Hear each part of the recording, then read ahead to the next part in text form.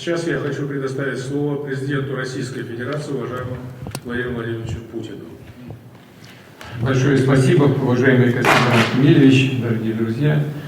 Я, так же, как и все собравшиеся, хотел бы прежде всего поблагодарить президента Казахстана и всех казахстанских друзей за подготовку сегодняшней встречи, за активную работу, которая проводилась казахстанским председательством в течение нынешнего года при поддержке команд всех наших стран.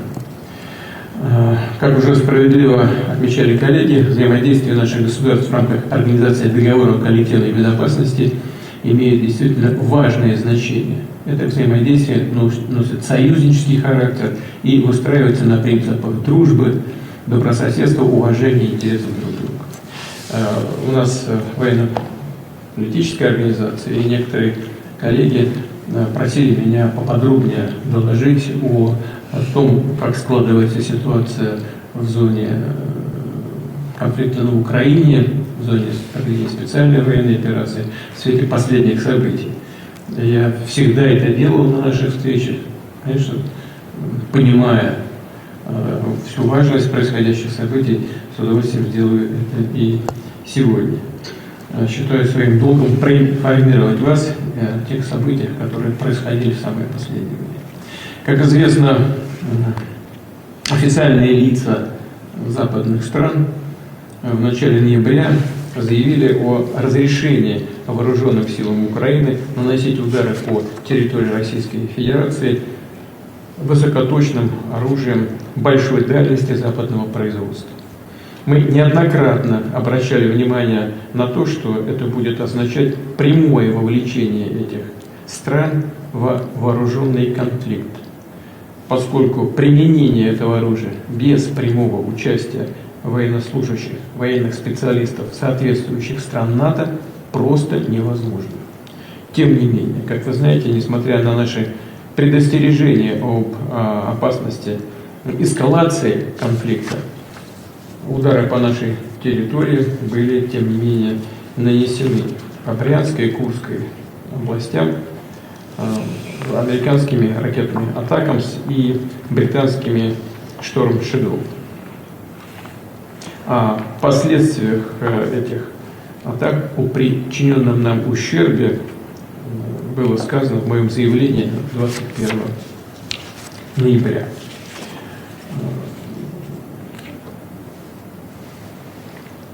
Для справки, кстати, скажу, вот коллеги тоже некоторые просили об этом, что российский аналог всех трех модификаций «Атакамс» — это ракетная система, российская ракетная система «Искандер» и ее различные модификации. Масса боевой части в тротиловом эквиваленте примерно одинаковая, дальность у «Искандера» больше. Новая американская ракета ПСМ по параметрам ни в чем не превосходят российские аналоги. Ракеты воздушного базирования «Шторм Шэдоу», французская «Скалп» и немецкий «Таурус» имеют боевую часть где-то 450-480 килограмм в тротиловом эквиваленте, дальность 500-650 километров. 650 — это как раз немецкая ракета «Таурус». Российский аналог этих систем — это ракета воздушного базирования Х-101. Имеет сопоставимую по мощности боевую часть, но значительно превышает каждую из систем европейского производства по дальности. Новые американские ракеты ПСМ, как я уже сказал, и JASM по своим характеристикам уступают российским аналогам. Мы знаем, разумеется, сколько соответствующих систем вооружения находится на вооружении у потенциального противника, сколько на складах, где они конкретно находятся, сколько вооружения поставлено на Украину и сколько планируется поставить. Что касается производства соответствующих ракетных систем, соответствующей техники, то в России оно в 10 раз больше, чем совокупное производство всех стран НАТО вместе взятых. И в следующем году это производство будет увеличено еще на 25-30%. Мы видим, что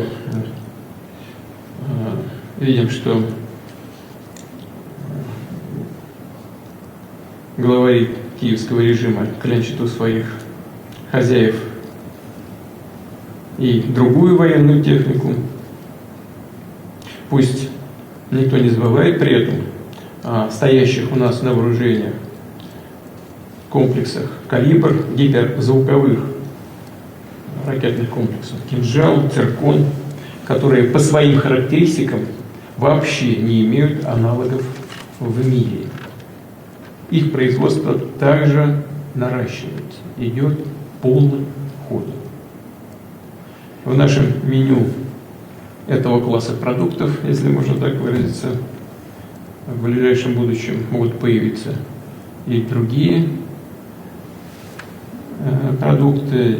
Как в таких случаях говорят, клиент, безусловно, будет доволен. Кстати, именно эти системы оружия мы использовали в течение 2 последних дней в ответ на продолжение ударов ракетами «Атакамс» по территории России. Всего было использовано 100 систем, 100 ракет разных классов, о которых я только что говорил, и 466 ударных беспилотников. Сегодня ночью нами был нанесен комплексный удар с применением 90 ракет подобных классов и 100 беспилотников. Поражено 17 целей. Это военные объекты, объекты оборонной промышленности и системы их обеспечения.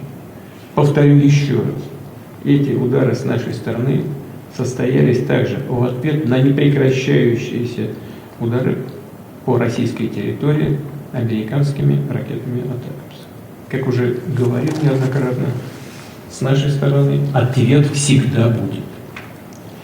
И, наконец, новейшая гиперзвуковая ударная система «Орешник» в неядерном исполнении. Мы вынуждены были пойти на ее испытания в боевых условиях, именно вынуждены.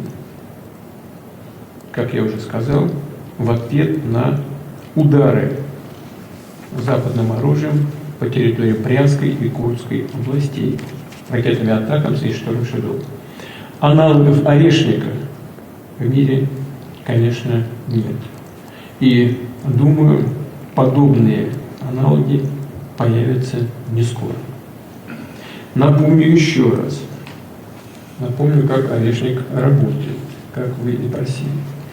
Десятки боевых блоков, самонаводящихся блоков, атакуют цель со скоростью 10 махов. Это около 3 км в секунду. Температура поражающих элементов достигает 4000 градусов. Если мне память не изменяет, на поверхности Солнца температура 5,5-6 тысяч градусов. Поэтому все, что находится в эпицентре взрыва, разделяется на фракции, на элементарные частицы, превращается, по сути говоря, в пыль.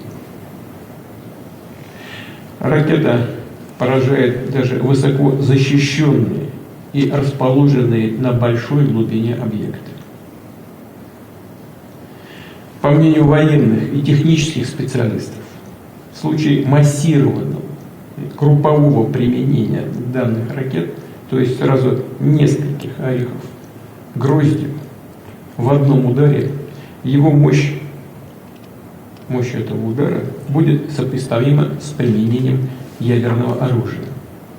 Хотя оружием массового поражения «Орешник», конечно же, не является. Во-первых, потому что это подтверждено испытанием 21 ноября. Это оружие высокоточное. А во-вторых, и это самое главное, здесь нет никакого ядерного заряда, а значит и ядерного заражения после его применения. В наличии у нас сегодня имеется несколько готовых к применению изделий подобного рода.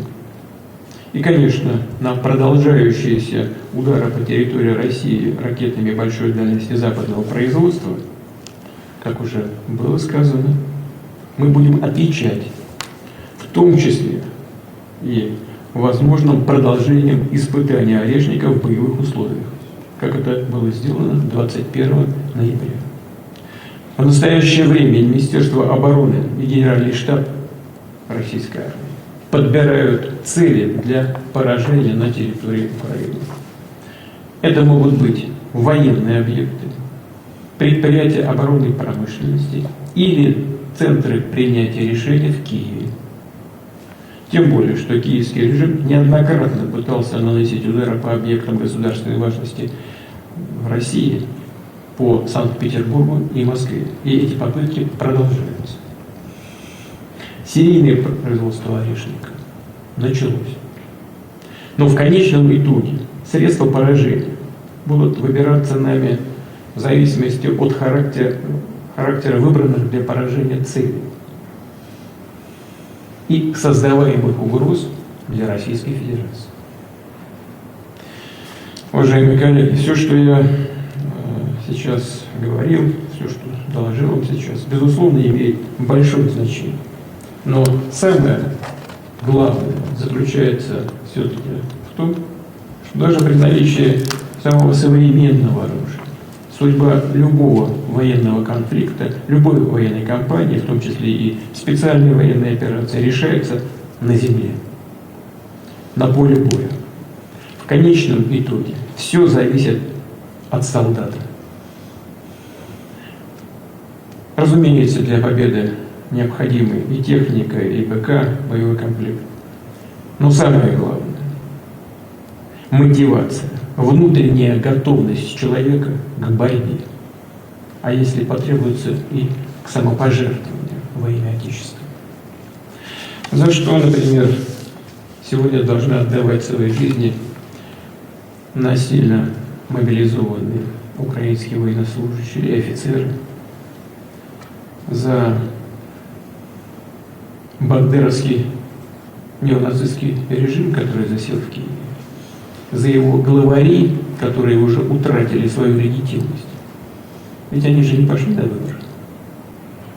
Они сегодня полностью нелегитимны. И судя, и исходя из чисто юридической, с юридической точки зрения, не имеют даже права отдавать приказов вооруженным силам. Кстати говоря, поскольку они узурпаторы власти, кстати говоря, те, кто исполняет эти приказы, тоже становятся соучастниками преступлений подобного рода. Этих преступлений.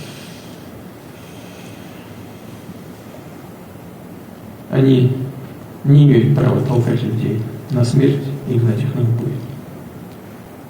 Более того, как я уже сказал, приказы эти являются преступными. Наши бойцы, напротив, прекрасно понимают, за что воюют, за что проливают кровь. Они видят, что на их долю, на долю, пожалуй, нашего поколения в целом, выпало, как это было не раз в нашей истории, встать на пути тех сил, которые в очередной раз решили разрушить Россию, нанести, как они говорят сегодня, ей стратегическое поражение. Поэтому наши парни воюют за Родину, за будущее России и своих детей. И потому никакие поставки, даже самого современного оружия на украинскую территорию, ситуацию на поле боя не изменят.